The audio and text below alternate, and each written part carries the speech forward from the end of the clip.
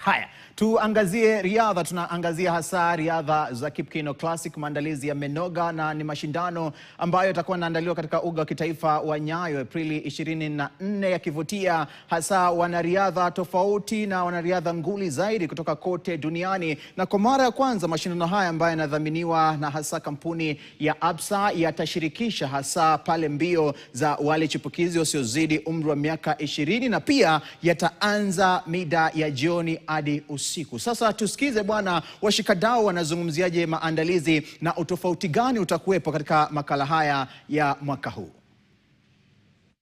No trouble at all. Really strong running there from Smith Barnett, fourth away from the camera. Smith Barnett tearing away from this field. Ryan McCoy coming back. Is McCoy going to get there? Yes, she does. Takes it. When we are coming into the 6th year and we look back, we've almost doubled the amount of investment that we've put in over the years. This year alone in 2026, across all the partnerships that we've done with Athletics Kenya, our total investment stands at 60 million Kenya shillings.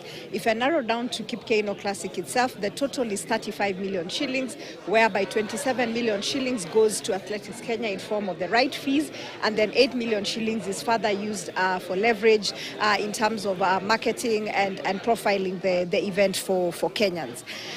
Over and above that, there is also the engagement with Athletics Kenya in terms of the things that we are doing with them, right? So over and above staging the runs and presenting Kenyans on the global stage to take part in athletics, we partner with them on financial literacy, where we go with them down to their camps across the country, and we are able to undertake financial literacy lessons for the young athletes, their upcoming athletes, and not only them, but together with their families. As we do that, we are also able to get down and engage with the communities from environmental perspectives.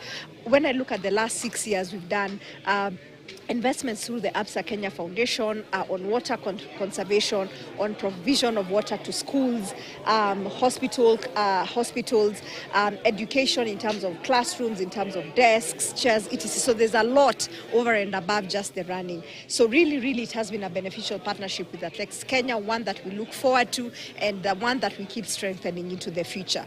As part of this year's commitment as well, we've been able to structure with Athletics Kenya for us to venture out into the leisure running space, and so we will be rolling out with them a series of city runs across 4 cities where Kenyans who now just love to run, right? And they are not doing this for competitive, they are competitive, they want to earn best times.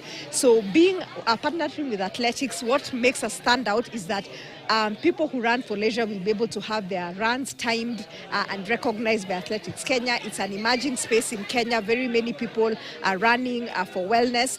So as you can see, we keep engaging with AK every year and building onto the partnership to ensure that we are capturing the whole value chain, the professional athletes, but as well as Kenyans at large and our consumers. I mean, it really is a good feeling, because that's the reason why we invest and invest so highly. One thing is that AK brings to us global events, right? That puts Kenyans on the global map, but also that puts Kenya. When you look at the eyeballs in terms of how many people over the world, and not just the people who come to the stadium, watch these races, follow these Kenyans, it's immense, right? So it's as I said earlier, it's a direct correlation on the tourism industry, the hospitality industry. So it's a catalyst for economic growth as well, and also a brand building thing for Absa, right? Because the stadium is red whenever it's Kipkeino Classic. Absa is at the forefront of it. The people watching on the screens, the Absa brand is on there. And so for us, really, it's a moment of pride, not just for the brand, but for the country at large. And lastly, it's also the thing of who will we discover? Who will stand the stadium on that particular day? What's the next story that we will build? Who is this athlete that will emerge? And for us, that's why we keep going in year after year. It's not to say that we have no ambition or intent to go into team sports. We are looking at what else and what next for Absa.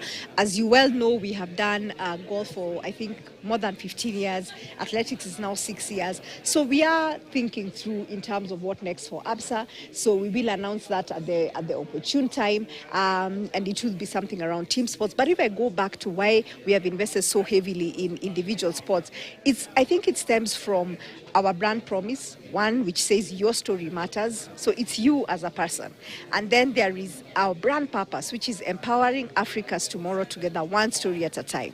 So that is really at the crux of the brand of ABSA. In terms of, we look at individuals, we look at their stories, we look at how do we take this person and help them get from A to B. And that for us is at the heart of the brand. And that's why I think we've invested so heavily, not just from a sporting perspective, but if you look at how we present the brand in general, and even the things that we do, it really, really speaks to the individual.